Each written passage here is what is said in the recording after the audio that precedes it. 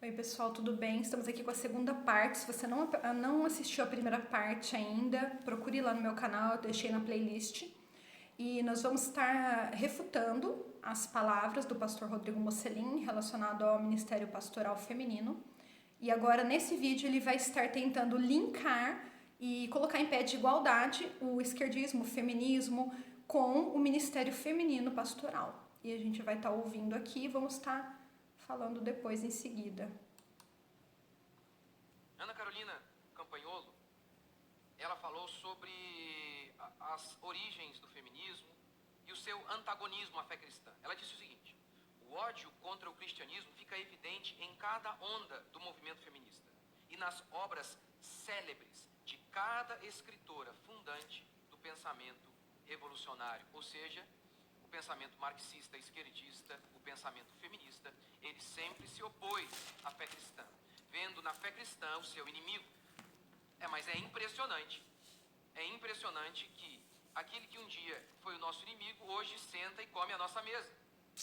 É impressionante que, mesmo essas feministas, tendo se manifestado sempre contrárias à fé cristã, e que era fundamental combater a fé cristã para implantar o socialismo e as doutrinas feministas, é impressionante que hoje essas ideias estejam encalacradas, inseridas, fixadas em inúmeras igrejas. Então ele fala que essas ideias feministas estão encalacradas, fixadas em inúmeras igrejas. Eu não sei de quais igrejas ele está falando, porque as igrejas não são a favor do aborto, não são a favor da liberação sexual, não são a favor da homossexualidade, não são a favor da se vista-se como quiser, destruição do homem. As igrejas não são a favor de nada disso. Agora, o que ele está tentando fazer aí? Você vê que ele tem assim uma insegurança muito grande para falar, que ele repete muitas vezes a mesma coisa. Por quê? Porque ele quer de alguma forma provar que o feminismo e o pastorado feminino estão ligados, mas eles não estão ligados. Você vai ver, o feminismo, ele é totalmente contra a fé cristã, é contra a família, homem, mulher e filhos, ele é contra o patriarcado, mas o patriarcado não existe mais. Porque o patriarcado era aquele homem que tinha várias esposas e tal, aquela família enorme e tudo mais. Que o homem era como se fosse um rei. Mas Jesus Cristo, quando ele veio e morreu, ele igualou todas as pessoas, né? Então ele derramou o seu sangue e ele salvou, ele regenerou as pessoas de forma igual. Então não tem diferença no mundo espiritual, na questão espiritual não há diferença. Então ele está tentando ali fazer colocar em pé de igualdade o Ministério Feminino e o feminismo. É isso que ele está tentando fazer ali. Ele vai falar coisas sobre o feminismo e tal, e vai tentar linkar isso daí. Se declaram cristãs. Suzanne Wencker resumiu assim as doutrinas feministas. Primeiro, há uma opressão masculina. Os homens oprimem as mulheres. Isso é histórico, dizem as feministas. Essa é a primeira doutrina que resume bem a tônica do movimento feminista. E a segunda? Então, nós não podemos ser hipócritas, né? E nós, como cristãos, nós não aprovamos o feminismo. Porém, a gente não pode ser hipócrita e dizer que todas as questões que elas lutam, que elas brigam, Por que eles agregam pessoas? Por que o feminismo agrega mulheres? Porque eles pegam pautas que são verdadeiras. Eles pegam pautas que realmente aconteciam. Então agora nós sermos hipócritas e falarmos nunca houve opressão do homem contra a mulher. Nós já falamos no primeiro vídeo lá como que era a condição da mulher na Grécia Antiga, como que era a condição da mulher na Roma Antiga, como que a mulher era tratada na época, como que a mulher era um ser inferior, como que ela era menos que um animal.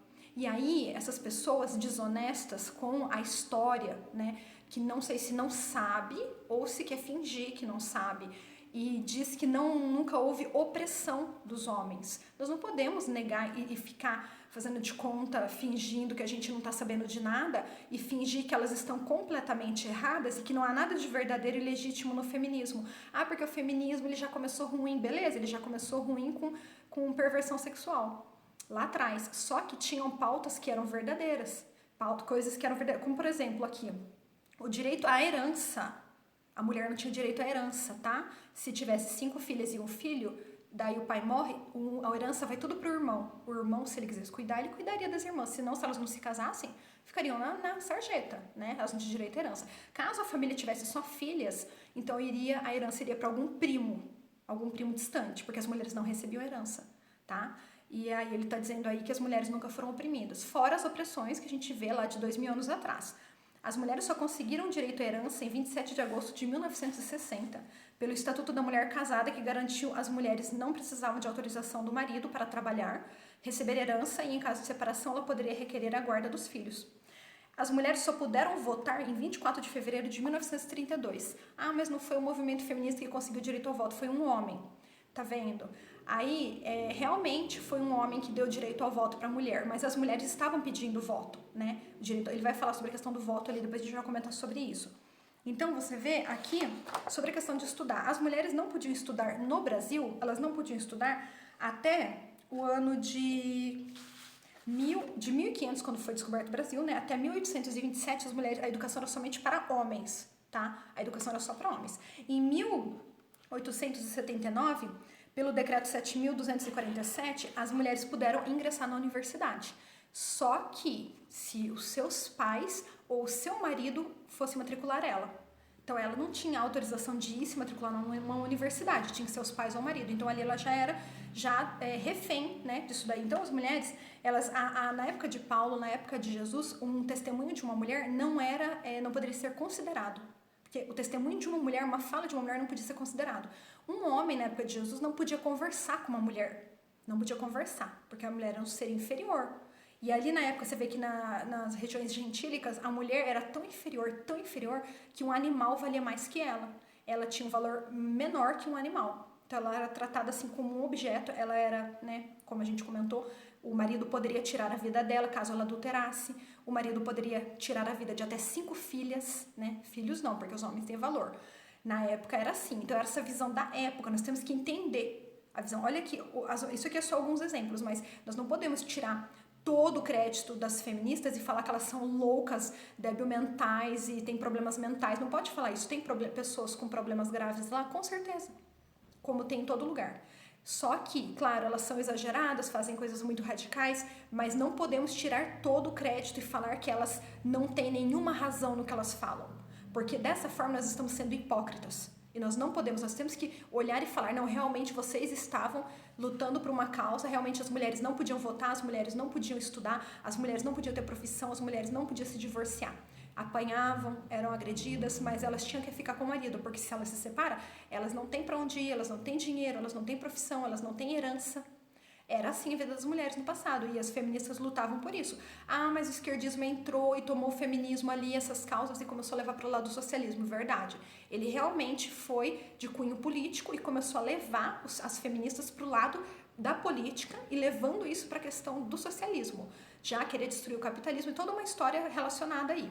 Que elas falavam que a mulher é uma construção social, o homem tem toda essa questão de distorção, questão do aborto e tudo. Mas nós temos que levar em consideração que, apesar de todas essas divergências, todas essas distorções que eles têm, essas ideologias que são erradas, antibíblicas, nós precisamos ser honestos e falar a verdade. As mulheres eram oprimidas.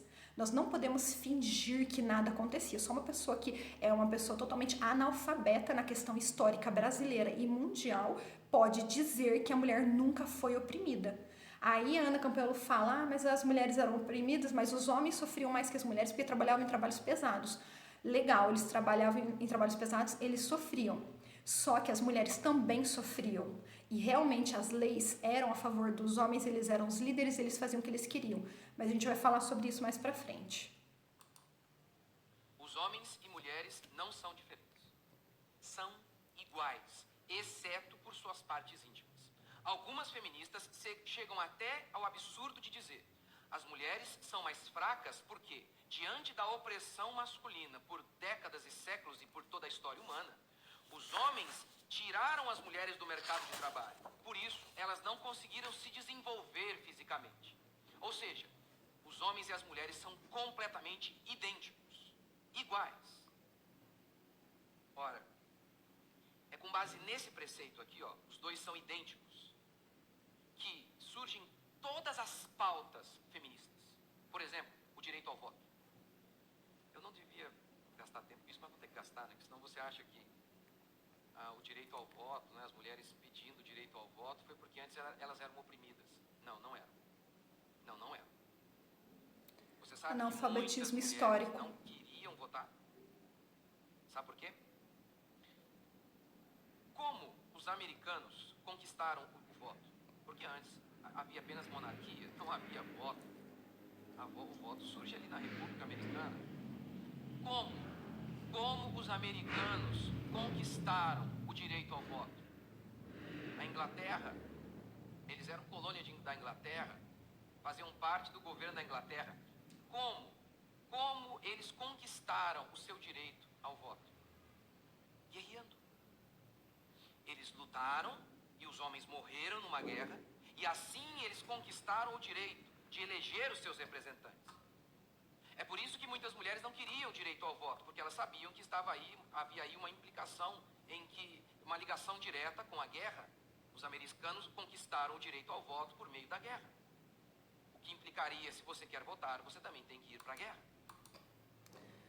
Então, isso ele está, dizendo, essas falas são da Ana Campagnolo, ele está falando, algo que ela fala nos estudos dela, que ela leu a respeito, e que na época diz que as mulheres não queriam votar porque as mulheres teriam que ir para a guerra. Agora, quem estava naquela época falando aquelas mulheres que se elas votassem, elas teriam que ir para a guerra? Quem dizia isso para elas? Da onde que elas tiraram essa ideia que se caso elas votassem, elas tinham que ir para a guerra? Quem? Então, veja bem, ele está dizendo aí que os homens lutaram e morreram, e aí eles conquistaram territórios. Ele está assim, o que ele está fazendo aí?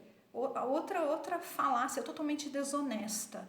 Ele está tirando todo o trabalho da mulher, as mulheres que costuravam as roupas para eles irem para a guerra, as mulheres que preparavam os alimentos, as mulheres que cuidavam das crianças enquanto eles estavam na guerra.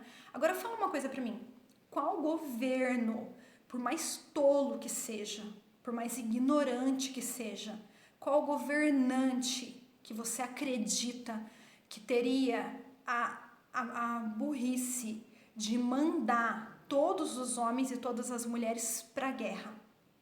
Quem iria cuidar das milhões de crianças abandonadas e levar esse país à miséria? Qual governante, qual líder, qual país você conhece algum que faria isso? Que mandaria todos os homens para a guerra e todas as mulheres para a guerra e deixaria todas as crianças abandonadas? Olha o nível da ignorância dessa fala. Olha que falácia, isso é uma falácia. Não estou dizendo que a Ana Campagnolo está fazendo essa falácia, ela leu sobre isso. Então, quem estava falando com aquelas mulheres? Se vocês quiserem votar, vocês vão ter que ir para a guerra. Quem estava falando? Porque seria uma coisa totalmente absurda, seria uma destruição total do mundo, daquele país, se o governo pegasse e mandasse todos os homens e todas as mulheres para a guerra. Ia sobrar só crianças, passando fome nas ruas. Aonde que isso tem lógica? Aí ele está dizendo que os homens foram e lutaram. E a mulher ficou deitada na rede, dormindo. É isso. As mulheres ficaram plantando hortas, cuidando de lavouras, cuidando de gado, preparando alimentos, costurando roupas, cuidando de feridos das guerras. As mulheres trabalhavam. Tem a parte da mulher. O homem não vai para a guerra sozinho. Quem cuida das crianças, dos filhos deles, quando eles vão guerrear? Então, assim, eles foram sozinhos, sem ajuda de ninguém, sem necessidade de ninguém, e eles fizeram tudo sozinhos. É tudo mérito dos homens. E as mulheres não têm direito a nada, então eles têm que chegar e fazer todas as leis. As mulheres não podem votar, senão elas vão ser mandadas para a guerra. Olha que pensamento mais ignorante, que pensamento mais sem noção da realidade. Que isso não tem como funcionar. Não tem como funcionar uma coisa dessa. Você entendeu? Então, assim, quando ele fala assim, ele está dizendo que, tirando todo o papel feminino, que a mulher, na época, ela estava trabalhando, elas estavam cuidando de lavouras, elas estavam cuidando de gado, cuidando de porco, cuidando de animais, cuidando de comida, de fazer comida, de criança. Gente, é retirado totalmente o papel da mulher. E é discriminado totalmente o papel da mulher ali. É discriminado totalmente o papel da mulher ali. E é dito ali pela fala dele que só os homens conquistaram territórios. É isso que ele está dizendo. Mas não, elas queriam igualdade, porque elas dizem que elas eram iguais. Ninguém nega, a fé cristã não nega que os dois são iguais em valor, mas são diferentes em funções, em em aptidões e talentos. Mas lembre-se do que Suzanne Venker disse. Esse é um dos preceitos da doutrina e ideologia feminista. Os dois são iguais, idênticos.